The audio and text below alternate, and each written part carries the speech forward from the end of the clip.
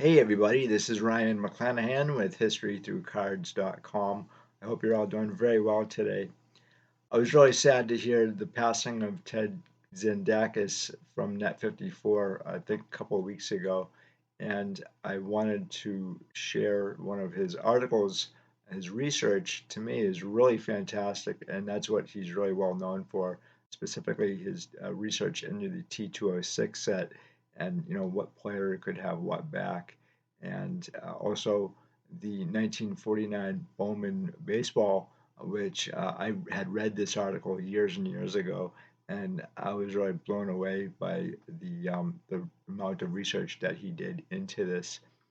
And he's also well known for his research into the 1948 and 49 Leaf football sets as well, and I'm sure a dozen other things too. He's really well known for his research, and so today what I wanted to do is cover an article he did in the June 1986 issue of Baseball Cards magazine, and this was not an easy thing to track down. This was maybe a rival of Beckett back in the day. The first inaugural issue was from 1981, and I found that there was some things in here that predate Beckett, but Beckett seems to have taken advantage of that or credit for what Baseball Cards magazine did. So specifically, they uh, they came out with a condition guide, which was a photo of all the cards in various conditions. And uh, while you don't really see that now, I guess with Beckett, but you did see like a condition guide with Beckett, and it looks like Beckett they had that with their magazine. I'd say about 1986 or so through like the 1990s, specifically the 90s. But Beckett, I kind of got rid of that, and I haven't really seen a condition guide with Beckett in a long time. Beckett used to be a really great magazine when I was a kid, and this magazine right here was issued and published by Bob Lemke, and Bob Lemke is a huge name in the hobby. Unfortunately, he did pass away, I believe, in 2012. He's sadly missed as well as Ted Zanidakis, and uh, I wanted to read this article for you guys into his research, and it is also really interesting too that he's talking about the 1953 Bowman color set. I'll show you some of my latest pickups of the 1953 Bowman set as well. I don't get to collect these cards that often, and so I did a video on Leo DeRocher here. This was not an expensive card for me personally. It was like 22 bucks. Not bad for a Hall of Famer. And Leo is someone who transcends baseball. He's a very historical American figure. Recently, though, I was able to purchase this card again fairly cheap. I think 40 bucks for Red Shine Danced here, and I did a video on him as well. I really love this card, and I really enjoyed Red's career. And then another card that I picked up quite recently is the Early Win. And the one thing that this set really has going for it is the photography, and it's got a lot of great history too. So I'm looking forward to diving into the article that Ted wrote about this set in '86.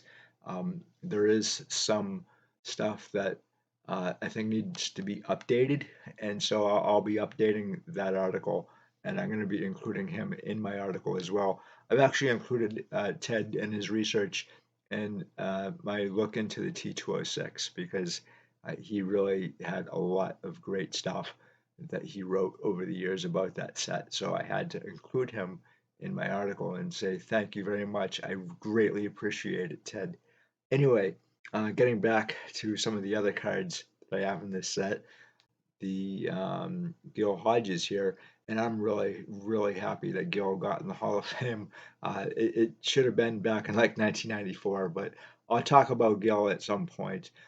Again, the photography is fantastic, and you can see the Schaefer beer sign And is that Schaefer beer? Um, I think so, yeah. So I don't know. I've never had Schaefer beer. I don't even think it exists anymore. But this is a great card, great pose of him, and that's one of the things that collectors really like about the 53 set.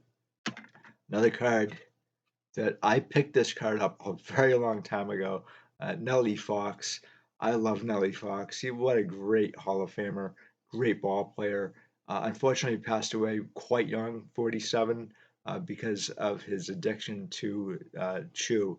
And I'll be talking more about Nellie Fox at some point. But I'll show you the backs of these two.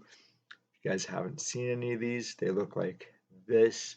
Unblurry. Oh, there we go. All right. So um, there we go.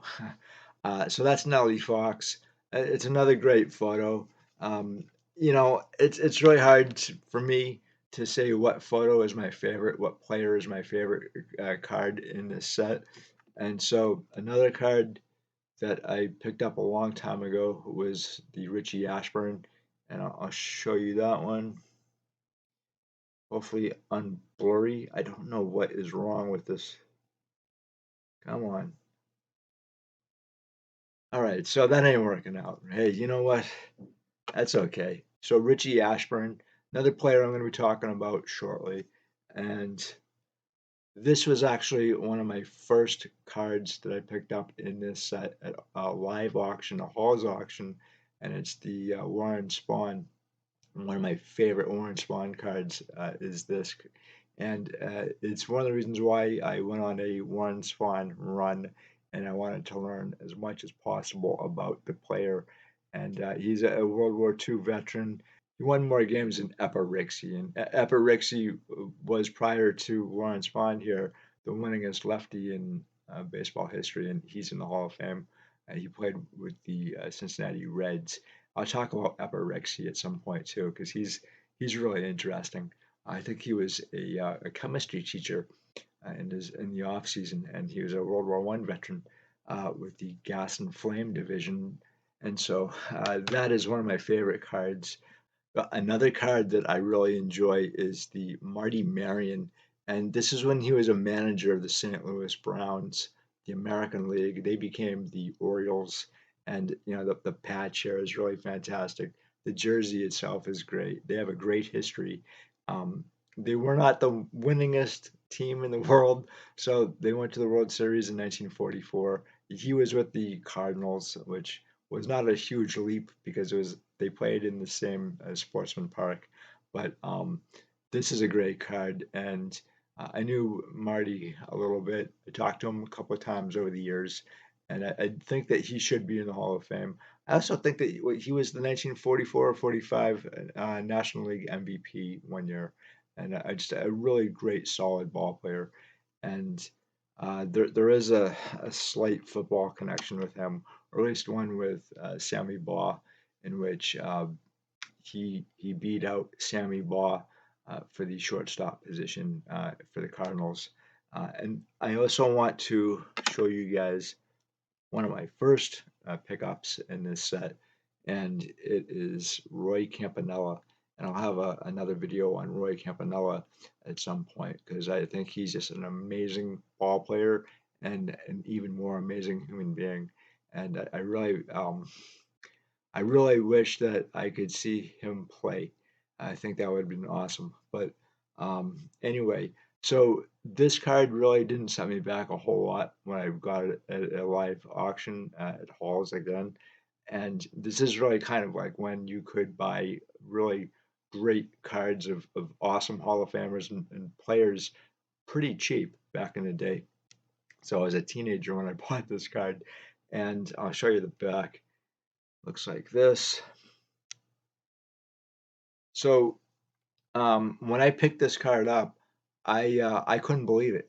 I was like, oh my God, this is one of the greatest catchers of all time, and I was really invigorated to try to find out more about Roy Campanella. I knew a lot about him already, but I wanted to learn a little bit more. I went on this crusade to try to find out more about a lot of these ball players that I was collecting and interested in. And it got me more interested into the hobby. Now, the problem though was when I first started to collect vintage was back in 1994, and there was no internet. So the way you would do your research was always me try to go to card shops and ask the dealers, but and the problem here was that the dealers didn't really know a whole lot, and I was like, okay, fine, I'll go to the library. So I used to go to the library all the time and just kind of read up on these ball players and just try to find out as much as they had available. And sometimes I struck gold. Sometimes I struck fool's gold in trying to find books on the ball players and specifically the cards. So there weren't really any books on sports cards. Beckett was very limited. They really dealt more with the modern hobby at the time in the 1980s and 90s. And so it was really kind of difficult to try to find out and really anything about a lot of the ball players that I was interested in. And the cards themselves were actually really great because I used to read the backs of the cards, as I still do today, and read a little bit about what the ball players are up to back in the day. So it was kind of like looking into a window into history, if you will. So Bowman also had the black and white cards, and a lot of people had speculated that the 1953 Bowman color were stopped because the process itself was so expensive that they had to revert to black and white. And so this is Jimmy Pearsall, and I met Jimmy Pearsall once. It was a memorable experience. Very nice guy, but he was still, well, he was still Jimmy Pearsall, and he was featured in a movie called Fear Strikes Out with Anthony Perkins. I think that came out in like maybe the late 50s. But he was a really great center fielder, and he took over for Dom DiMaggio in the Red Sox. But he had some interesting things happen to him on the field. He ran the bases backwards for I think his 100th home run, but again, he was a really great ball player.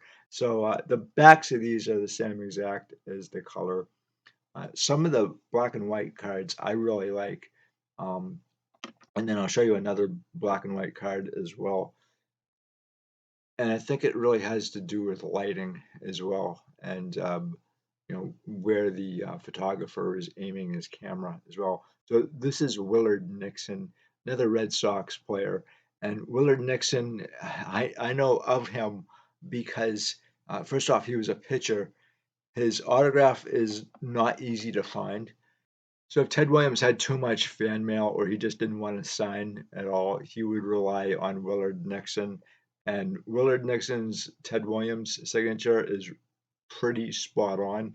Some people can spot it. I can't, however. And then, Ted Williams' signature, I would be very careful of. And I know people are like, well, his son signed his name quite a bit. And yes, that is true. He did. He was not a good dude, his son. But Willard Nixon signed Ted Williams' signatures through the clubhouse all the time. So with this, I want to read this article to you. It's kind of long, and I think you're going to find it really interesting. So here we go. 1953 Bowman, Color Them Hot by Ted Zanidakis. New information has surfaced which should shake up the pricing structure of the 1953 Bowman Color baseball card set. Cards that have been listed as common may be much scarcer than current price levels indicate.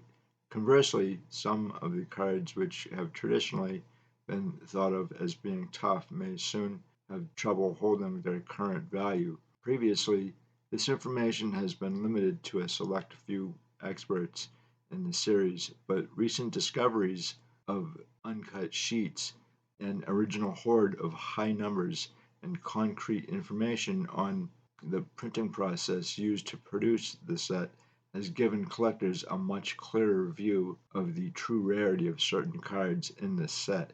Right from the day the 1953 Bowman cards appeared on candy store shelves 33 years ago, The issue has been a hobby favorite.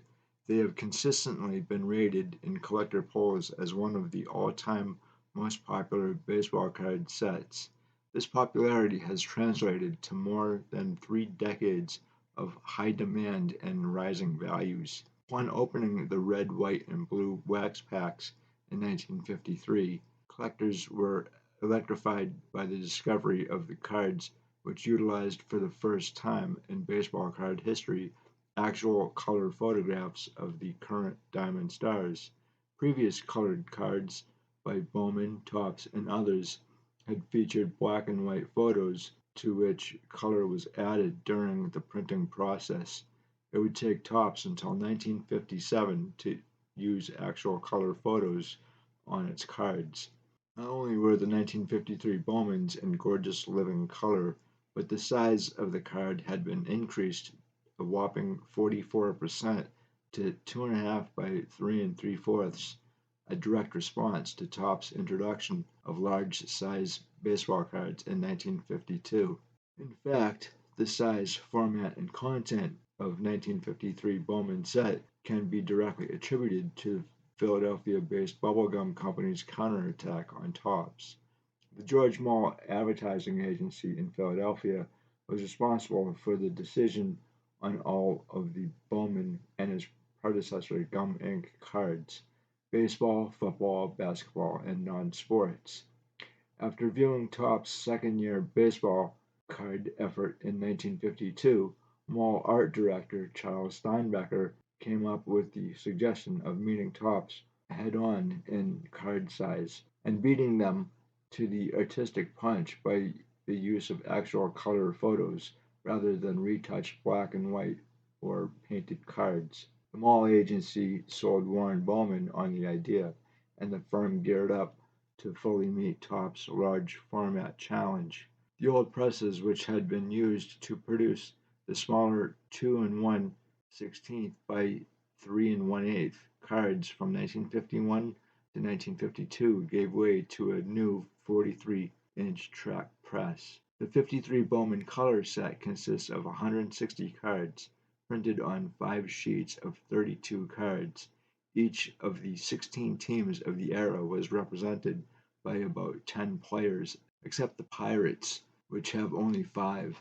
11 of the 16 team managers are portrayed, along with the single coach, Wally Moses, of the hometown Philadelphia Athletics, who had retired as a player just 2 years earlier. A comparison of the players pictured in the 53 Bowman and Topps sets reveals the beginnings of the quote-unquote card wars over rights to portray players on gum cards.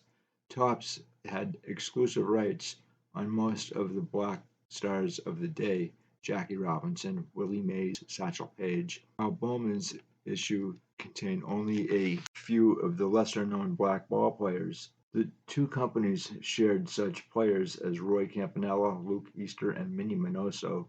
Bowman, however, had a number of major stars which Topps did not, most notably Stan Musial in his last National Baseball card set until 1958. The company also had a virtual lock on the stars of the Phillies: Richie Ashburn, Del Ennis, Curt Simmons, and Robin Roberts. Bowman also raided Topps' backyard for exclusive contracts with Brooklyn Dodgers stars Duke Snider, Gil Hodges, Carl Erskine, and Carl Furillo. Overall, there were about 60 players in the 53 Bowmans which did not appear in Topps' 274 card set that year. From a marketing standpoint, it would seem Topps' decision to include about 50 virtually unknown ballplayers in their issue was probably correct. It certainly kept kids buying bubblegum longer to complete their sets. Bowman had a marketing coup of its own in 1953 through the first multiplayer feature cards of modern times.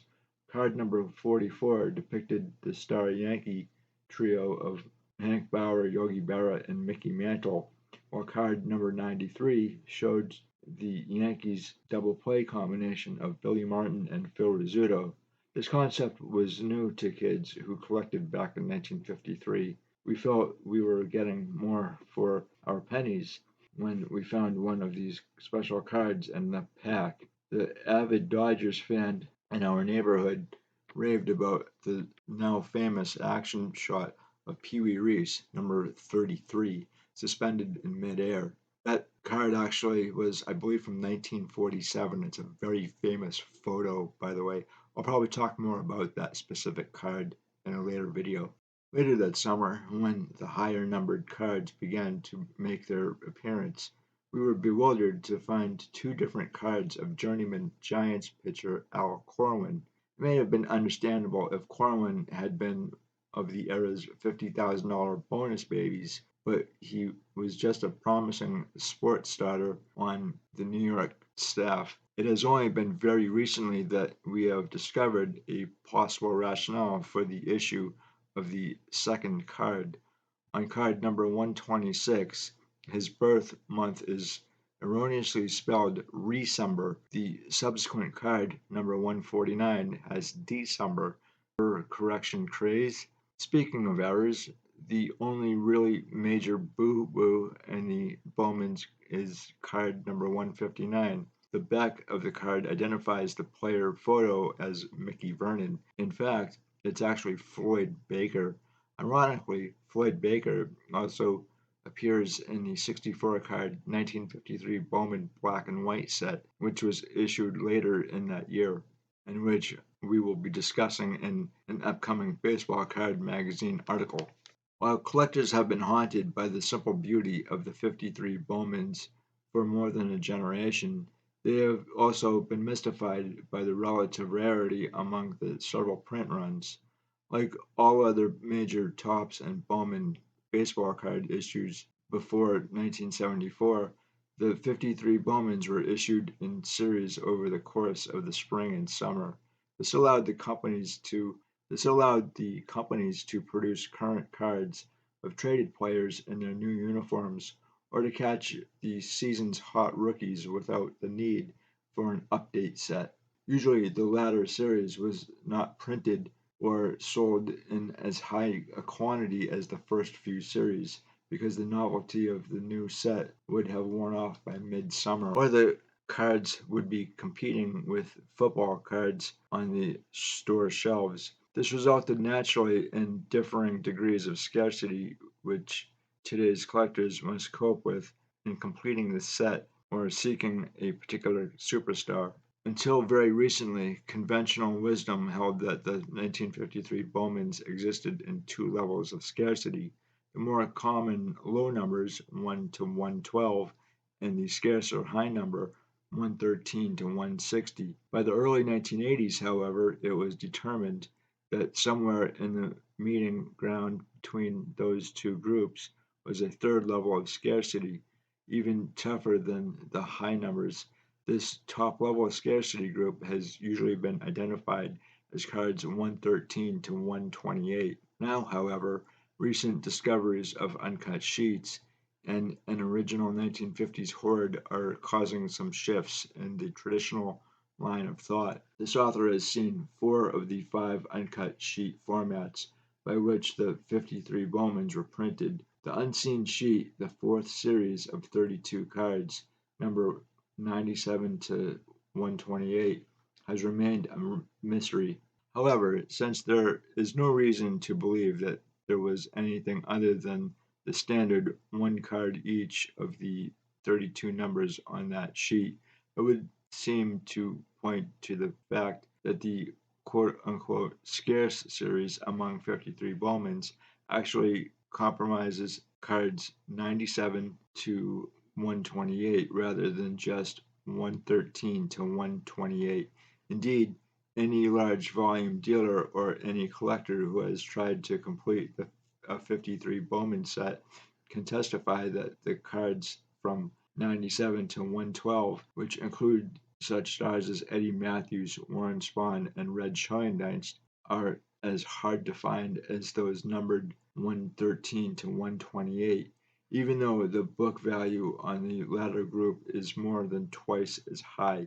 And as a side note, I can actually testify that the Red Schoendienst is very, very difficult to find. especially in high grade, and same with Warren Spahn.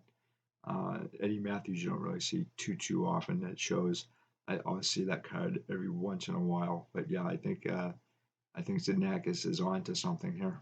Anyway, let's continue. The mystery deepens, however, when we consider a collection of 2,000 Topps and Bowman cards from 1953 to 1955, which surfaced in a small town in Mississippi about a year ago.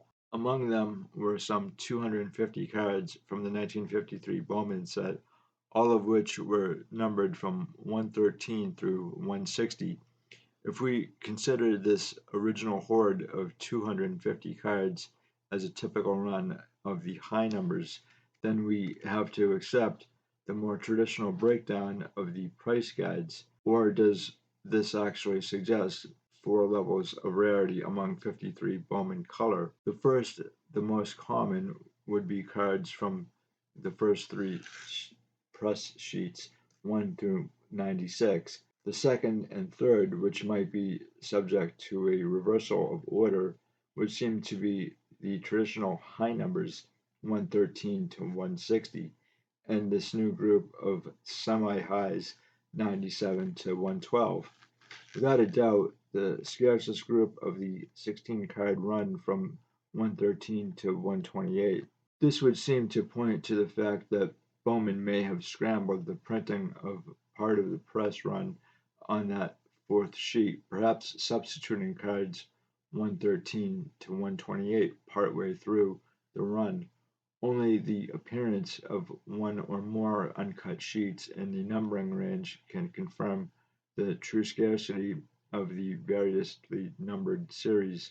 Until then, the cards will have to seek their own market levels based upon supply and demand. In that collection of 250 high number 53 Bowmans, however, there is a phenomenon which does confirm the previously held theory of a number of Bowman specialists concerning the survival rate of certain high numbered cards.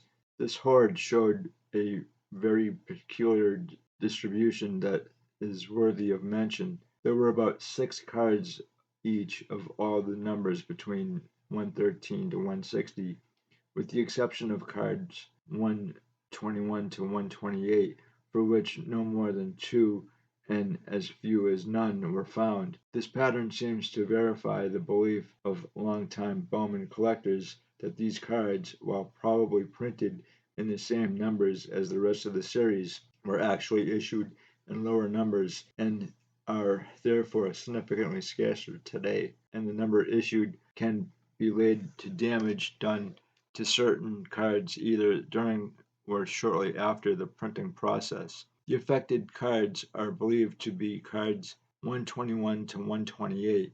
These cards, it is believed, based on the known uncut sheets of the other series, made up the bottom row of the uncut sheet. The same phenomenon has been observed in previous Bowman issues from 1948 to 1952, where the cards known to have been on the bottom row of the company's earlier format 36 card sheets are also much tougher to find in EX Mint or better condition. Examples include the 1950 baseball set, where cards number 30 to 36 are scarcer, and the 1949 baseball set cards 147 to 180, 174 to 180 are much tougher than the high numbers. Ditto for the 1948 basketball number 64 to 72. Apparently, the bottom row cards were more susceptible to printing or post-printing damage, and since Bowman's quality control was known to be strict, it seems reasonable to believe that these defective cards were simply not included when wax packs were being stuffed. We are still left to speculate as to what type of damage these cards were subject to that made them unacceptable, but it may well be the result of problems with the company's new larger printing presses. Many of the 53 Bowmans in the 121 to 128 range are found poorly centered, though this problem also affects many other cards in the set. Printed off-register resulting in a blurry-looking photo or streaked with black ink. Thus, while the surviving specimens of 53 Bowman 121 to 128 are already numerically scarce, the number of truly high-grade cards, EX Mint or better in condition, is even lower. True Mint cards in the Bowman range may well be highly undervalued at today's current price level. Many advanced collectors believe that the most valuable card in the 53 Bowmans, besides the low number high demand Mickey Mantle, is not a top grade Duke Snider, but a Yogi Berra in similar condition. And that is another really difficult card to find, especially in high grade and centered. Very, very popular, though. I do love Yogi Berra. The Mississippi horde of 53 Bowman high numbers had 6 Snyders. It is probably not coincidental, but that Berra is thought to have occupied the lower left corner of the 32 card sheet, a position that would lend itself to greater risk of post-printing damage and subsequent rejection. This also explains why card number 128, Whitey Lockman, is among the toughest of the tough cards in the set. The card would have been in the lower right corner of the sheet. And they also say that Dale Berra is also a very, very tough card in that set too. And yeah, they actually mentioned this.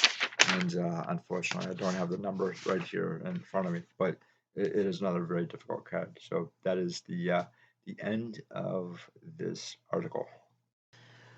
That was a really great article, and it shows us how thorough Ted Zanidakis, Zanidakis was in his research and his reporting. Really, really great. I actually have some other information that he may not have been aware of at the time, that was in the regular press about Bowman, and we still really don't know why Bowman switched over to black and white, or if it was a standalone issue. My gut feeling tells me that Bowman actually produced way too many products. Uh, the company actually was sold in 1952. Warren Bowman had retired, and he moved down to, I believe it was Florida, and he started Bowman Beaches, which was a, a another company. I think it was a real estate company that he started. I think he had that way back in the 1930s. But because Warren Bowman was actually into a lot of stuff other than chewing gum and baseball cards, and he became a multi-millionaire twice, in fact. Really fascinating guy. He is someone that you really should study, just as a business perspective, and not just as a human being. Although he's just an absolutely fascinating person, as a human, absolutely fascinating. And so I also found a few other cards that I have of the 1953 Bowman that are autographed, and I'm going to show you those too. So this is Vic Wertz, and this is autographed. Vic Wertz actually signed quite a bit, so you will see a lot of his cards that are autographed. I do have his 53 Tops that's autographed too, which I actually really like the artwork on the 53 Tops in general, but the Vic Wertz in the 53 is really fantastic. And this is actually the last year of the St. Louis Browns, and they moved to Baltimore to become the Orioles in '54. So the 1954 Tops will have your Orioles on them, and this is a really fantastic card, I thought, and it was quite cheap actually. The second one is Marty Marion, and I think he was up for Hall of Fame consideration a couple of years ago as a manager. Really solid shortstop, and he's got a really great career and history behind him. And this card is really fantastic too. Another St. Louis Brown. He's the manager of the Browns at this point, and he came up with the Cardinals in 1940, and he edged out Sammy Baugh for shortstop position in the minor leagues. Sammy Baugh ended up going into professional football instead. So Baugh came up, I believe, in like 1938. Yeah, it'd be like the Washington Redskins. They were the Boston Redskins here, and then they moved to Washington, but that was in like I think 1936. Anyway, I thought this was a really great card, and Marty Marion actually signed quite a bit, and I believe he was well into his 90s when he passed away. But another great, solid ball player, and I think he may have had like 11-year career. So anyway, the next one is Jackie Jensen, and his autograph is it's not the easiest thing to find in the world. He passed away in 1982. But this card I thought was really fantastic. Jackie Jensen, I think he was the batting. I think he got the batting title in 1958 with the Red Sox. He's really well known for his time with the Red Sox. He was either married to an actress or a swimmer. I'm not entirely sure, but he also is well known for not flying. He hated flying, and it curtailed his career. He's also on a 1949 Oakland Oaks set as well. So I have that card too somewhere, and a 51 Bowman, which is his rookie card. So he also has a really great autograph too. But I thought these were really fantastic. Anyway, there's some really interesting things that Ted had said in this about the 1953 Bowmans. So I'm really glad that I read this article. I didn't really know about it until a year or so ago. There's a lot of really weird things going on in 1953 when it comes to Bowman and Topps. First, he mentions the contract wars, or he calls them the card wars. It's actually the contract wars. And this actually started in about 1949 or so, and it made its way through the courts where Judge Jerome Frank ended up officiating, if you will, the contract wars in 1953.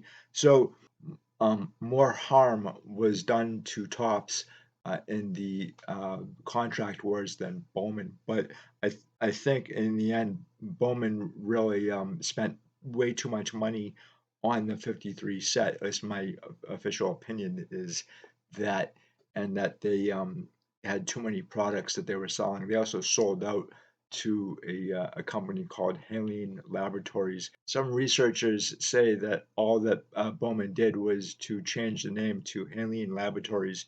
I don't entirely think that that's the case at all. I think Haleen Laboratories was a completely separate entity, and that all they used was the Bowman name, Bowman in name only, if you will, from 1953 to 1955, and then they sold out to Topps in February of 1956. Some people say January, other people say February.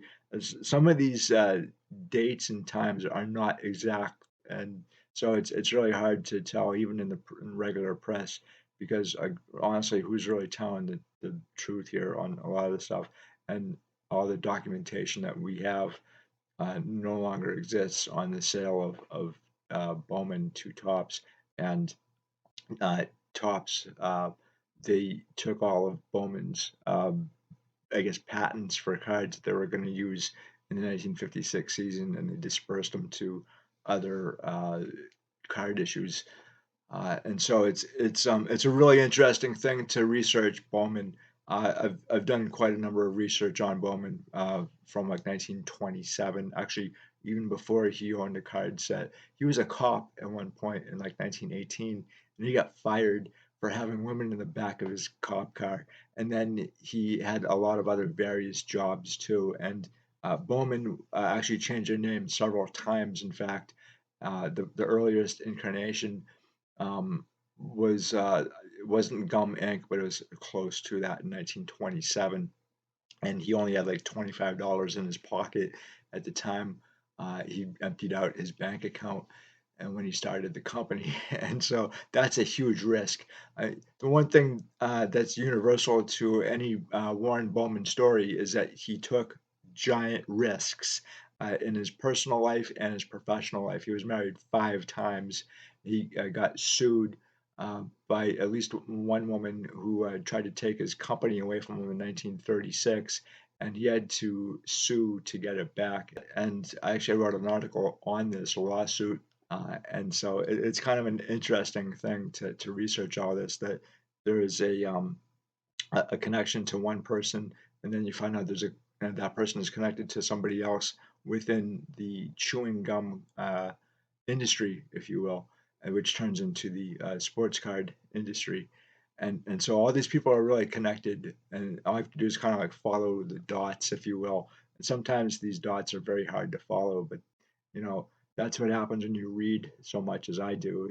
Is that you start to notice names, and then you can follow them, and then the companies themselves, and you go down all these rabbit holes, and you never know what you're going to find, which is one of the fun things I like to do about being a journalist is finding going down all these rabbit holes and finding all these dots to connect. Sometimes they don't connect very well, but it's really interesting. So I thought that this would be a really great opportunity for you guys.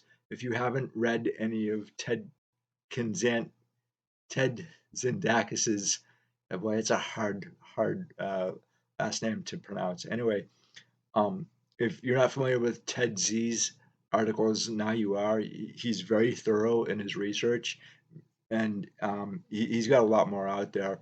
I'm going to try to actually find more articles that he did. I think he's absolutely fantastic. And so I hope you guys enjoyed this.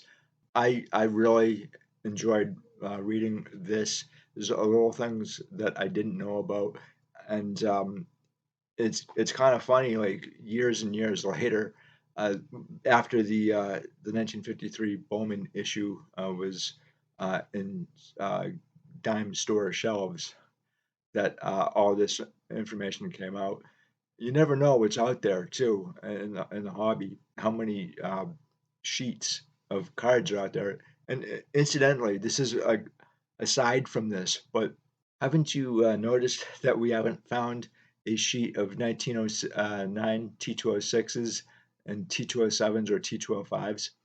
We don't have any artwork for these sets either. There's a lot of information that's missing from those. So having a complete sheet of some of these cards would really kind of dispel a lot of myths, I think, that ruminate in the hobby. And he actually found a bunch of these sheets from 1953 Bowman for his article here, which I think is really fascinating. Who knows what happened to those sheets? I've never seen a sheet of 53 Bowman. I'd love to. I'd love to see a sheet of 1952 tops. I have seen a sheet of 53 tops, but sheets are very rare. They're very rare, especially the further you go back. Anyway, guys, let me know what you think, and I'd love to also hear what you think about the 1953 Bowman color or even black and white. What your favorite cards are in either of those sets, and what you think of Ted Z. Rip, R.I.P. Ted. He was a great researcher, a great collector, really a good friend to a lot of people. And so, guys, thank you so much. I really appreciate this, and have a good one. See you later. Bye.